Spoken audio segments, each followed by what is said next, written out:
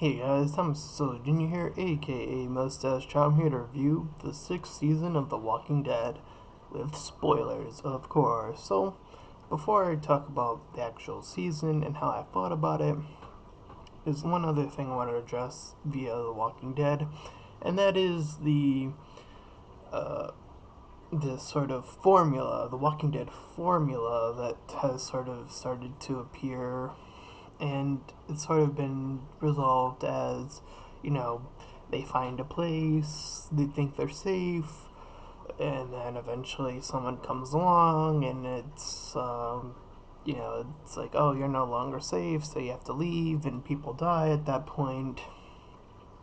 So going into Walking Dead season this season, I was sort of anticipating that formula, and it was a bit surprising that they actually stuck to being in Alexandria in this season, as it felt like they have actually been there for quite some time. But there is like all these times where they're like going out and separating, and you know, sometimes it's led to very bad things happening. Uh, you have like the death of Diana, for example. She was like the only medic there, and now they don't have a medic and stuff of that nature. Uh, and this season is interesting because it really takes a look at, the Scoop, Rick Scoop having too much confidence, and it's something that has been sort of present in this entire season, and that really builds up to the season finale, which I'll get to in just a bit. Uh, and going back to this whole formula thing, I don't think that necessarily makes The Walking Dead a bad show. I mean, there are plenty of shows that have formulas that really, really work. You have shows like Pokemon that have been around for ages and ages and is still going on. You have shows that have returned, like Digimon, that have this sort of similar formula. They have their formula. You have your Dragon Ball Z formula of like, power levels and going back and forth and stuff of that nature. You have these animated shows that have these formulas and they work for their shows. So, The Walking Dead finding its formula and sticking to it, it's not that very surprising, and it doesn't necessarily mean that it's a bad show in any right. Um, and I still think it's one of the greater shows because it makes characters interesting in a horror genre, and that's something you don't get a lot in the horror movies that I've seen recently. I can't think of the last horror movie I've seen where you have the character you actually care about, you want them to survive, you want them to get through it, so you connect to that character, you connect your fear to their fear. It's relatable fear, so if you're not naturally afraid of a lot of things, you start to put yourself in that person's shoe, and then you become sort of attached to that scenario. And I feel like this season finale did an amazing job, even though the I will say the beginning of that episode was a bit slowly paced. There were two divergent stories going on here, and there was a lot of slow build up, and the I want to say the last 10-ish minutes of that show, I want close to that time period, was probably one of the most tension built the things I've seen in a show in quite some time. And of course, I'm talking about the introduction of Negan as a character, and he has the entire group, or the majority of the group, the important characters, or the characters we've seen for quite some time, all lined up on their knees, and he's got them surrounded with all of these guys, and it's so incredibly done.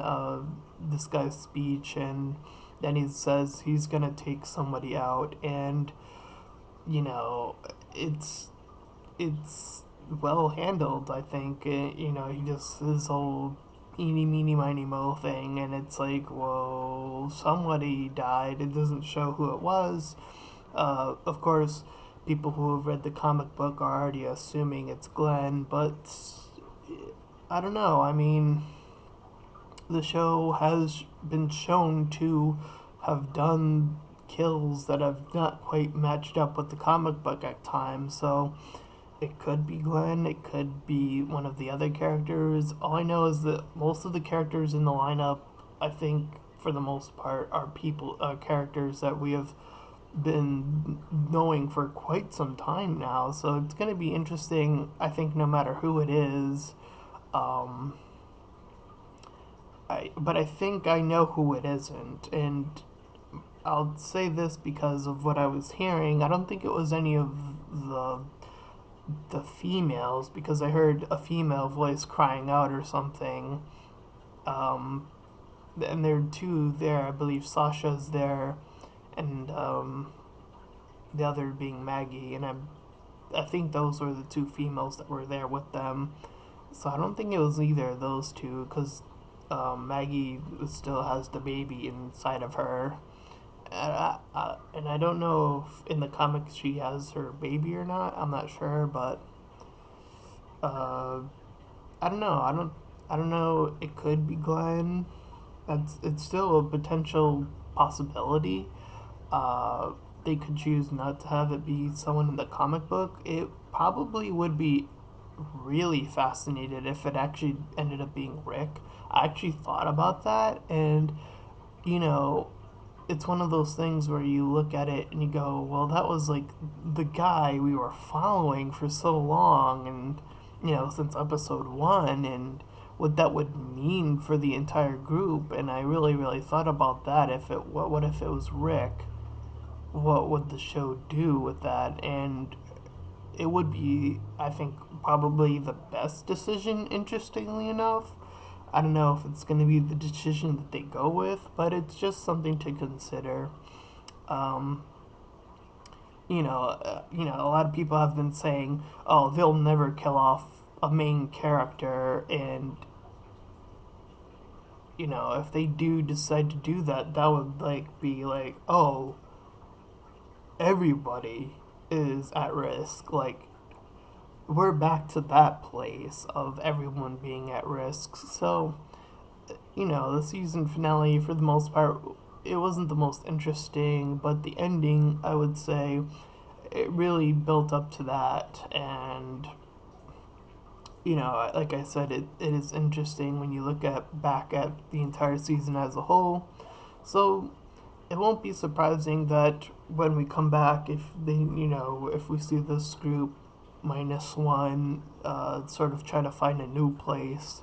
I don't, I don't think they're gonna go back to Alexandria at this point, but I think they could probably go back there one last time to sort of get stuff and then sort of move on. I'm not sure if that's the case, but they have been there for a while, so it'd be if they're following the formula, it'd probably be this would be the point of them sort of moving on from that location. So Negan is definitely an interesting character, only because he's the character to test, Rick's constant confidence in this season.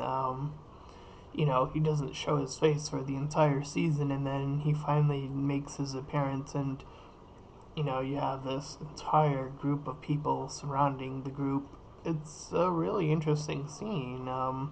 It kind of reminded me of from a scene of from Eden Lake, a movie I actually do enjoy. It's a horror movie where this family is interacting with a bunch of misguided teenagers, and then one of them kills the dog, and then it's like this intense scene of you better get out of here and stuff like that. So it's interesting, the scene of I was actually starting to wonder, how are they gonna get out of this. I actually started to believe this was almost like a thing, oh my man, this is incredibly done, the scene. And I will say overall, this scene has been pretty solid. The season has been pretty solid, so I'm gonna give the entire season the solid 7 out of 10. I really enjoyed it. If I were to grade the finale in its own right, I'd probably say that that last scene, or whatever you want to call it, that was like a 9 out of 10. That was like, holy crap, that's on another level. Uh, Everything sort of leading up to that was sort of interesting, but it was just sort of solid in that in its own right. You have the other story of Morgan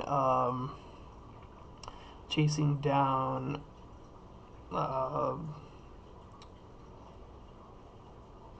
Carol, and then she's like going off and she's ready to die, and then this guy's like, "Oh, I'm gonna kill you, but I'm gonna wait it out," and he's like torturing her, and then Morgan finally breaks his code, and then they get stopped by these two like military-esque type guys. So it's gonna be interesting to see where they go. It seems like it's almost like a split group now of these four individuals. So where they're gonna go is gonna be also just as interesting. We're going back to sort of this sort of split, multi-story uh, thing in The Walking Dead. So I think that the ending really builds up to what they're gonna do for season 7, and I'll be waiting for that to drop. And I guess I'll see what happens in season 2 of Fear the Walking Dead as well. I'll admit that them being on a boat seems kind of dumb. I've never been a fan of movies that are like things that take place on a boat, and particularly a zombie apocalypse. That seems like a scenario that just doesn't seem that very strong. I mean, I could see how they could work it out. I mean, you have to be consistently finding resources, so there's that at the very least. Um, but it does seem like, from what I've seen of the trailers of it, it seems like it's trying too much to catch up to The Walking Dead as it is now, and that is something that I'll be noting as I watch it. So there is that, and that is a bit unsettling to say the least. That they're trying too hard to catch up to The Walking Dead really fast, and you have that character who's like, oh, humans, they're the threat, and that's sort of like where Walking Dead is now. So it's a bit fast, is what I'm saying. So there's that as well. And overall, I would say Walking Dead has been a show where characters, you get invested in them, and it's for a horror thing. I don't think horror is the main element. They focus a bit more on drama, I feel like, and that's always been the case. But there have been tense scenes in The Walking Dead, and when those moments happen, you sort of stick yourself into that character and the decision that they're making. And sometimes it's a dumb decision, and sometimes it's like, oh, they're actually safe. So it's still interesting regardless of whether or not they're following a formula, and we'll see where it goes. So that's interesting. And with that being said, this has been Thomas Cecily Jr., aka Mustache Tom, and I'll see you guys next time.